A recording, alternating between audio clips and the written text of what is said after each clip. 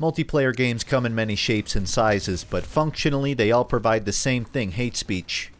Murder him! They also act as a broker for social interaction. The pleasantry of these exchanges depends on what you're playing. Cooperative games are fairly low stakes. If you're playing Deep Rock Galactic and your teammate keeps friendly firing point-blank nukes... That was pretty rude. It's gonna make the mission difficult, but not impossible. Each player has a role to perform within the team's dynamic, but failure to do so is generally not a big deal. Maybe your driller can't navigate for shit, but tell them where to go and both of your lives become much easier. Give a scout a platform, both of your jobs are instantly simplified. Cooperative games involve a distribution of responsibility. Often you need to trust a teammate with your life in order to progress. Look out. Thanks. When using a seesaw, one participant alone cannot hoist themselves upwards. A second body is needed to offset weight across the fulcrum. Likewise, cooperative play often involves one participant offsetting laborial weight for another. If you drill a hole, I'll kill everything at the end of it. If you place a platform, I'll jump up there in mine. Like the seesaw, each person takes turns providing the other a service. I'll do this so you can do that. I'll exert effort here to let you do something else there. Effort, load, weight, counterweight. By contrast, competitive games don't necessitate any kind of social agreement between opponents. If the ice climbers can win without ever letting the enemy perform an action, there is no seesaw logic at play anymore. Compromise is no longer baked into the gameplay itself. Instead, it's replaced with the active prediction of enemy actions. Which direction will my opponent attack from? Are they passive or aggressive? Which actions of mine do they consistently fail to punish? That's great. I'm so glad all of your attacks are half circles. I can barely get out 2 jabs before you're swinging. Each participant is actively influencing one another, both with an understanding. If I do this, you'll do that. If you do this, I'll do that. Is this really how you're gonna play? Fuck you. For me to win, you have to lose. When co-op and competitive elements merge, we call that a team-based game. If you build me a teleporter, I'll shove the objective. If you keep me alive, I'll give you Uber. Yet meanwhile, your opponents have access to their own parabolic seesaws. They too are coordinating, doing each other favors, and depending on the game, the element of mechanical skill is likely at play. To reflect a projectile, you must predict when an enemy fires it. To convince an enemy you're no spy, you have to exhibit innocent behaviors typical of an enemy player. This mixture of teamwork, prediction, and misleading, it makes the team game analogous to modern sports. But while a quarterback and a wide receiver cannot verbally communicate mid-play, in video games communicating mid-play is trivially easy. Heavy 3, grass. 2, 1, Hold pop your it. grass. Demos. Good. Demo dead, scout dead, Oh, med that's better. dead. Yeah, you got it. Spider-Man! What is? Oh my god! Holy shit! I saw what just happened. Heavy stairs to concrete. He's 5 HP to the right. Dead.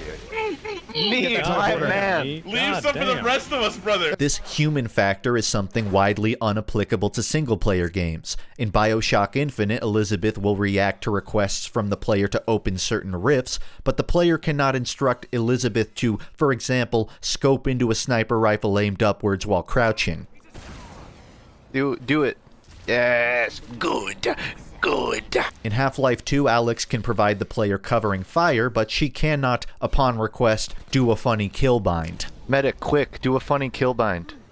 Yeah, thanks, Doc. AI companions lack the ability to improvise given a complex request. Likewise, AI opponents draw from a predefined table of behaviors, and while some are full of surprises, you'll never see the xenomorph exhibit quite the same indescribable quirks of a real person controlling a character. I have to see what this Genji was. Wait, you had already. Oh. Bullseye. All this to say, the team-based game exhibits the many best parts of fighting both alongside and against real people. That may sound like calling water wet, but it is an often understated element to the genre. There's infinite content discussing balance patches, niche tech tier lists, yet very little discussing the ways people build a mental profile of their teammates and opponents, tracking their strengths and weaknesses in real time. And I'm sure you're wondering, what does any of this have to do with Deadlock? Knockdown on Lash in this lane. Yep. Haze ulting. Hitting Haze, hitting Haze. Back coming. Straight up. Lash has ult if you see him. He's on me. Near blue. Just push up purple. Yeah, We can keep pushing. unlock this. Much of what defines the Deadlock heroes is that for all of the ways which they work well alone, they work even better with a teammate nearby. A bebop hook can be followed up with a McGinnis wall. A 7 ult can be grabbed and flown around by an Ivy ult. Likewise, many items in the game motivate the sharing of resources across teammates. If your friend gets trapped in a stun, you can give him the emergency barrier in your pocket. If you're in a rush, you can blast nearby teammates with a speed boost. Hey, buddy. Thank you. Yep. Conversely, enemy actions can be predicted and counterplayed by your own. A bebop hook can be prematurely walled off. Hey, 7. You're welcome. Thanks, what up? A flying Ivy can be stunned and knocked out of the sky. The nature of having 4 lanes and 6 players also means it's easy to end up fracturing into multiple smaller team fights rather than one big team fight. For example, the outer lanes begin with a 1v1 format while the inner ones always 2v2. In effect, the outer lanes play less like a team game and more like Restocks, whoever takes them wins the lane. Early power slash, but the McGinnis jumps off stage. Now her mobility does not support the off stage. Oh, it's the parry, the Yamato with them. One more heavy punch and it's over. Oh my god. The combat is a punitive mixture of mid-range chipping, close combat brawling, and long-range 3-point throws. Some heroes set up disgustingly long true combo strings of abilities, while others will simply beat the shit out of you. Bro, get the fuck out of my face. Every hero has different preferences for their spacing and zoning. Pocket likes to get up close, blow up, and then run away, but he's also highly vulnerable during his cooldowns. Calico likes to bait you forward, then chase you down, but one good slowing hex can leave her quickly declawed. Lady Geist gives you no safe range to play at by forcing you to constantly reposition yourself, but a mid-range fight at low health is rarely favorable for her. McGinnis is content to playing for a long defense. She forces her enemies to play riskier, but catch her out of position and she'll be incapable of getting away. This laning phase is a test of which player understands the matchup more. Mistakes are punished, often repeatedly, until someone either adjusts their playstyle or loses their tower. Like any fighting game, inevitably you'll encounter somebody so far above your skill level that they absolutely wipe the fucking floor with you. You can have the lane, honestly. I will never come here again. Where the similarities end is that this duel is only one portion of a much larger battle. If you can't confirm souls in the lane, you can still smash nearby boxes to break even. If you can't kill your enemy, you can still avoid dying to them. The solo lane puts heavy emphasis on your ability to balance both dueling an opponent with clearing timed waves of NPCs. Stand too close and your enemy might jump you. Stand too far and they might starve you of resources. Unlike most MOBAs, Deadlock combat does not have a fixed range, meaning precaution must be taken with regards to long-range abilities. Although all of this applies equally to the duo lane, there it is much easier to focus on one task and allocate other responsibilities to your teammate. The same cannot be said of the solo lane. Given this balancing act, a common early play is to send somebody over to help. It's a bit of a walk to pull this off, which means good coordination is important. I'm not going to walk all the way over there if you don't really need my help. Likewise, I'm not just going to abandon my lane if the enemy is non-stop aggressive in it.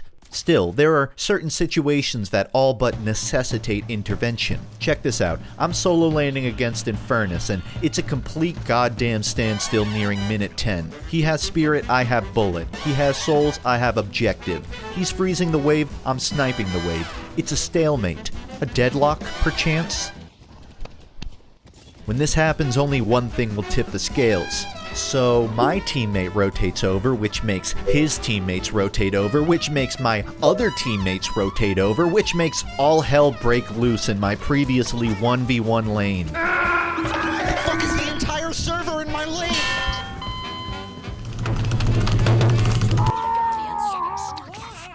Hello, where is everybody? Teamwork can turn a difficult 1v1 into an easy 2v1, but that requires a mixture of awareness, spontaneity, and it requires a pinch of trust in your complete stranger of a teammate. Deadlock is a weird game. It's an ecosystem of many social agreements, all of which fall apart the moment a single person fails to uphold them. Bebop's chasing me, but we gotta get out of here. Do you have ult? Please ult me! Please ult me! Bro, it's not gonna happen. This will happen now. No! I didn't want to get grabbed of you. Deadlock is a game of personal judgment calls, all of which have rippling effects on everyone around you. Gobble up too many camps and you might be unintentionally screwing over your underfunded teammates. Give a troubled friend covering fire and you might end up dissuading enemies from chasing them. Acts of courtesy are often the foundation of good synchronicity. It's common courtesy, for example, to call when a lane opponent goes missing. Conveying that gives your team time to back up and avoid getting jumped. But if you don't bother to tell them, good luck. Flash is here! Oh shit. I apologize. Now, one time is an honest mistake. Flash is here! Now, 2 times is a brutal but understandable fuck up. Oh my god. Bro, I swear to fucking god, they were here like 1 second ago. Rush, 2 bars. I lost LOS. Bebop's here! But 3 times. 3 times. This is starting to feel personal, guys. McGinnis, are you okay? The same way returning a cart is an unrequired expectation of going shopping, alerting others of things which might affect them is an unrequired expectation of any competent teammate. If you don't call when an enemy goes missing, you're offloading the responsibility of handling it to someone who doesn't even know it's coming for them. Oh, Dynamo's here. I didn't know that.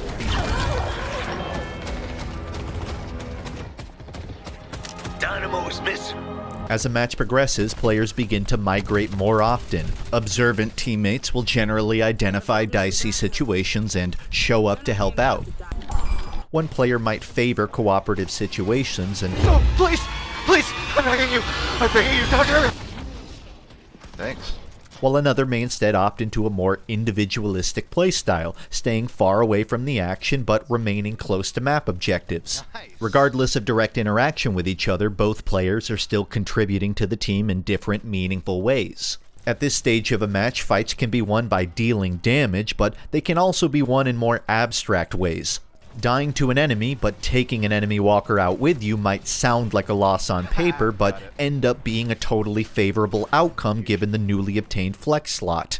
As another example, maybe you got chased down by 4 enemies and killed, but doing so gave your team an opportunity to destroy multiple objectives elsewhere.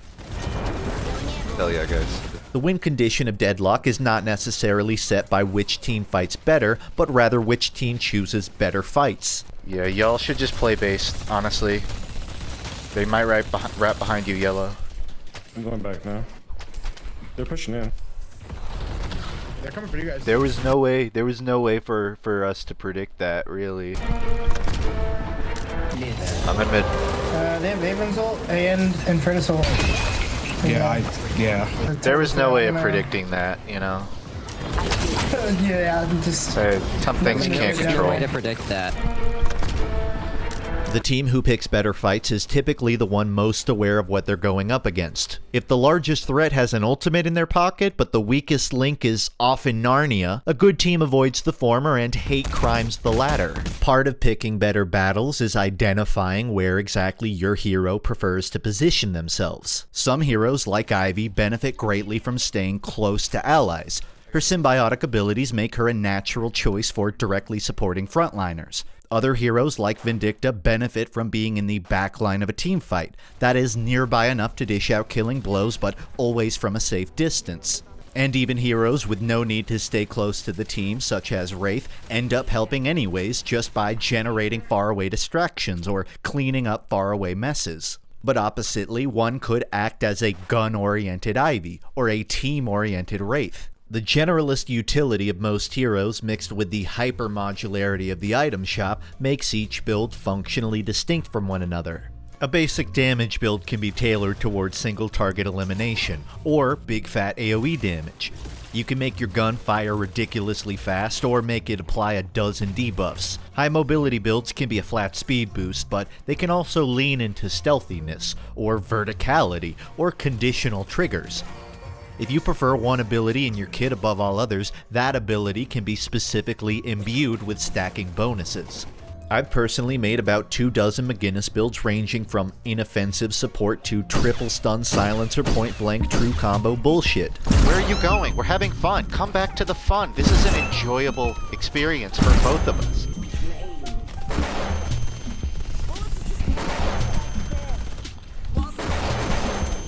This is criminal, honestly.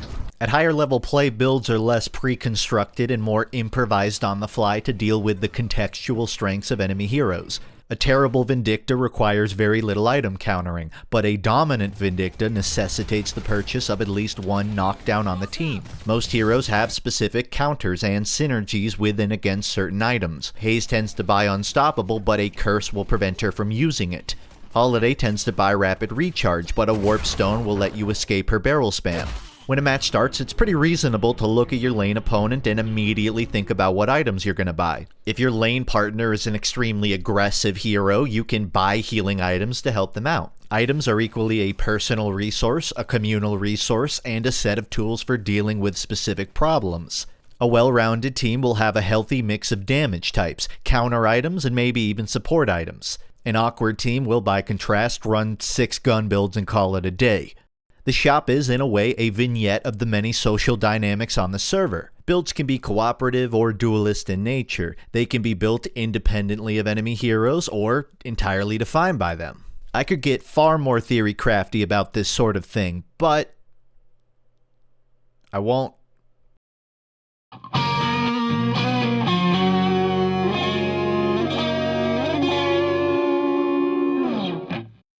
Have I ever told you about Titanfall 2? There's this really cool player dynamic where good movement can lead to cat and mouse chases where the outcome is decided by who has more sick-ass moves. Deadlock has the exact same thing and it's sick as fuck. Bebop mid. Bebop's in mid. They're chasing me. Yeah, that's the plan. Door's closed. Door's closed. Bye-bye. See you tomorrow. You need another pause? Yeah, last one. Last one. Oh, better luck next time. Off the dome, there's dash jumping, there's sliding, there's a combination and repetition of the three, there's punch canceling, and there's wall bouncing. There's zip lines across every lane, which can be boosted, which can be comboed into an air strafe. You can climb above the skybox to make fast rotations, you can juke somebody down a hole and then hop back up it to throw them off. You can do cool shit like this. Oh, bro, did you see where I went on the rim? And then I did the... If you're ever stuck in a secret shop with an ulting ward and just... and you're safe. Like a deer in the headlights. Just watch him wander off. Look at that. These systems turn the movement into a combat mechanic in itself. If you're facing an enemy with good aim but terrible movement, you can win a fight by virtue of escaping them. McGinnis, are you okay? Movement in fighting games, particularly plat fighters, plays a huge role in matchups. Evading the right attack creates a window to punish it with a follow-up. In Deadlock, punches can be parried, but punches can also be redirected, therefore parries can be avoided. A lash down spike can be dodged with a well-timed jump and then appropriately punished. A Yamato power slash can be evaded both by dodging and by escaping its effective range. Abilities which stun or tether can be turned into free shields via reactive barrier. Like fighting games, these matchups involve a degree of counter playing. Flash can ult. Outplayed. Uh-oh, that would kill most McGinnises. But I'm not most McGinnises! Some healing? Now you may be wondering, which way will FUNKe run? The answer is I won't. Meep meep. Bye-bye. Unlike fighting games, your duel can be interrupted at any time by a third party intervening. No one hurts my friends! My favorite hero, McGinnis, has the lowest base mobility on the roster, and still I'm regularly one of the most evasive players on the server, simply because in Deadlock, mobility is defined more by an understanding of the movement system rather than the run speed of your hero. Fast heroes can move predictably, slow heroes can move unpredictably. Strafe a wall correctly and you can thwart an assailant's attack, or better yet, punish it. These two clips I'm showing, they happened back to back. I survived for 2 minutes doing this shit. Here's a clip that begins with me taking a walker. I do a full rotation around it just to avoid being killed. To save stamina, I wall bounce into a heavy punch. I fake out a run towards the stairs, then pivot into a back alley. In any other scenario, I'm probably home free, but uh-oh, a third guy shows up.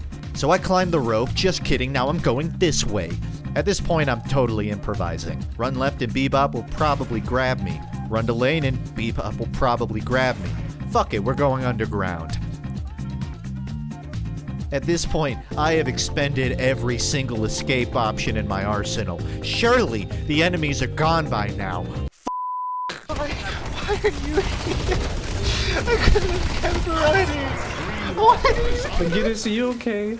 On the other hand, high-level movement is not a free action. It requires split-second judgment, a good understanding of pathing, and even then, with experience, a foot can occasionally slip on the pavement.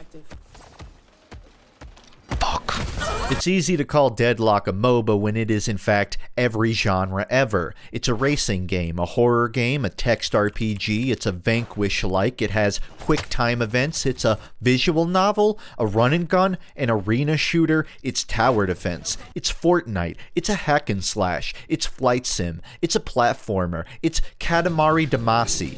Basically, it's a game with a million moving parts, but it's also a massive map with plenty of things to do. Did they just run the urn to us?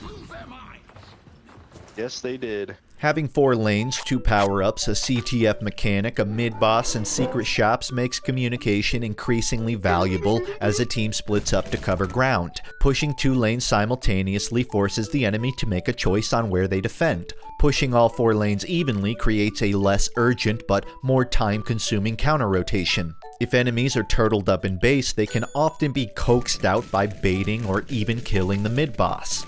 A team can plan any of these pushes with half-decent coordination, but hop in a lower-rank match and propose a split push, you'll quickly be met with confusion if not outright silence. We need a walker.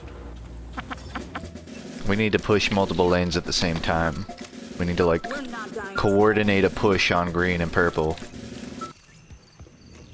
Otherwise, way too much thinking. I'm just gonna keep. While the love child of Dota and TF2 merges many of the complex teamwork dynamics found in those games, a lot of Deadlock players actually don't fucking understand teamwork at all. Here's a clip where 2 enemies run behind my team, specifically to hate crime me. in the back. Your McGinnis is getting jumped by 2 in the back. Dude, shut the fuck up. Mr. Frank, I'm begging you to pop off on my team right now. Please kill all of them. Why are we fighting for that buff? McGinnis, are you okay? I'm not! Viper, there's too much heat. Yeah, I'm just like giving up on the lane because you have no presence in it.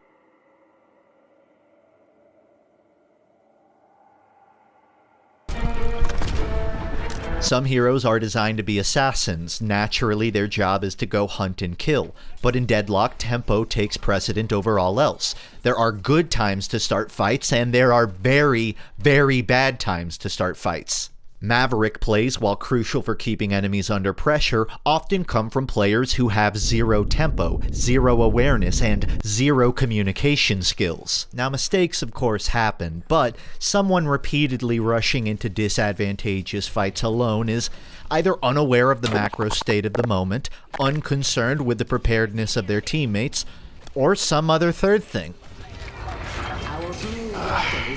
Another common mistake is players unconsciously positioning themselves identically to each other. Having one player apply pressure from an off angle is generally more ideal than having 2 players stand in the same spot. This lets you both fire from multiple directions. It lets you see things your teammate can't. Behind you. It also divides the enemy's attention. Since both of you can't be hit with the same damage, a decision must be made on who they shoot. The most unenjoyable matches, by and large, are not ones where your team has a worse micro game.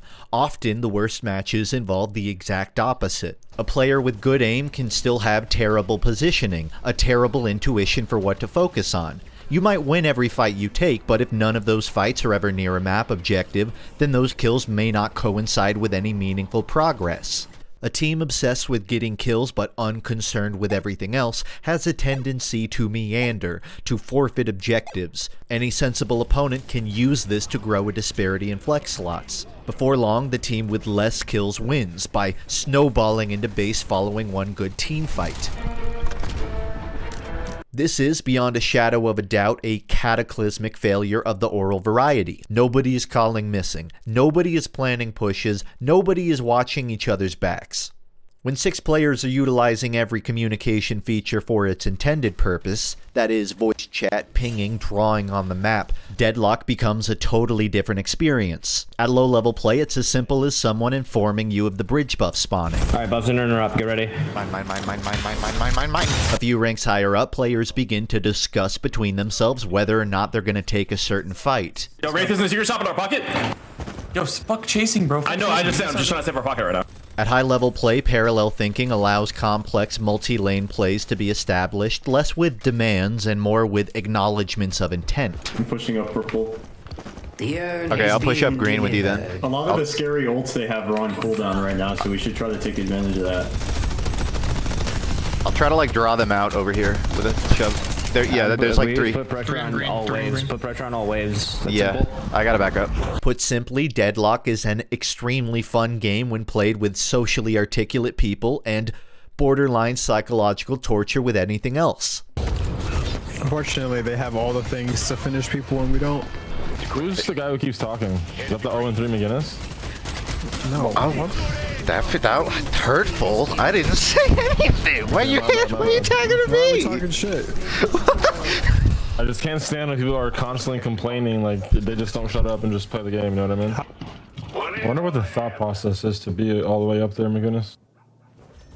It should be noted, though, that poorly executed teamwork potentially creates more problems than solutions. I'm healing you. Why you fucking go? Did it? Oh. What the fuck are you doing? Don't ever touch me with rescue beam again, please. You sound very passive aggressive. I'm not. I'm being active aggressive. If you fucking touch me with rescue beam, I will never fight again. Stop! Let it go! My most played hero by far is McGinnis. As a slow, powerful zoner, she lends herself exceptionally well to understanding and tracking the location of every hero on the map. For McGinnis to push forward, she needs to wait for a window of distraction to act upon. 1, 2, 3, 4, 5. Good enough. Got it. For her to defend, she needs to be acutely aware of every possible angle of attack.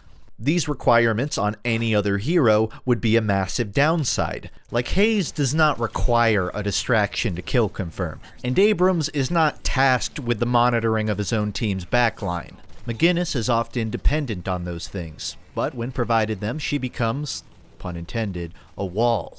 She is, in essence, a safety net for any teammate running back home side. Calca's gonna die. No way. Oh my god, get out, get out. Oh my god, you're a G. You're good, you're good. You're a G, bro. Holy. But she can also be an effective battering ram for use against overly guarded objectives. A safety net, however, is only useful when placed below a tightrope. A battering ram is only useful when it reaches a door. Likewise, if no player ever runs to a McGinnis for help, they can't expect her to catch their fall. McGinnis, I need your help. I'm on my way. I'm on my way. No. And if no player ever creates an opening to attack, then don't expect the door to be battered for very long. McGinnis represents, to varying degrees of success, every archetype of a MOBA hero. She can be a healer, a hard carry, a demi-tank. She can throw down massive targeted AoE, or she can force enemies out of an entire section of the map. Her kit has a little bit of every utility, and anything it doesn't have she can make up for in the shop. McGinnis neatly fills out any blind spots in a team's plan. But for her to do that, her team needs a plan. I'm throwing a wall up. 3, 2, 1. Oh.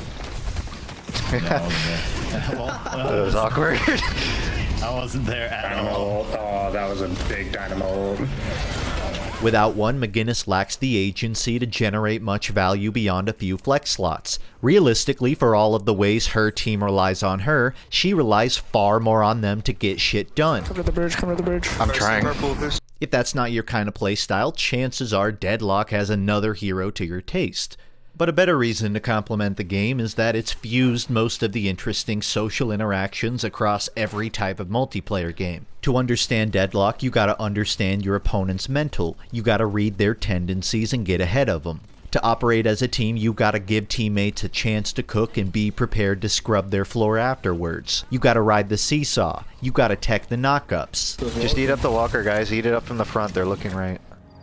Eat up from the front. Eat it from the front, brother. To truly enjoy Deadlock, one should truly enjoy the act of symbiosis itself. Let's go, let's go, let's go, let's go! I love you. Thank you, Viscous. That was actually really cool. Man, I want to suck that green cock, dude. Come here. Arrivederci. You will live! You will live! I appreciate that, bro. Hit Abrams, he's really low. Yoink! Nice. Be free, my child. Burning green. Thank you.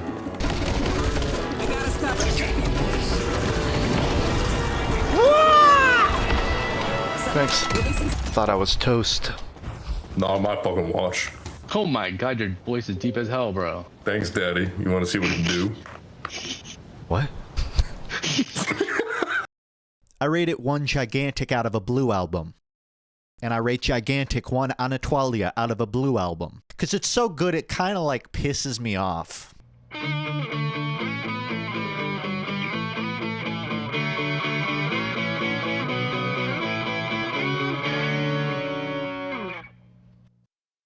Finders keepers. Gotta move that gear up. Finders keepers, motherfucker.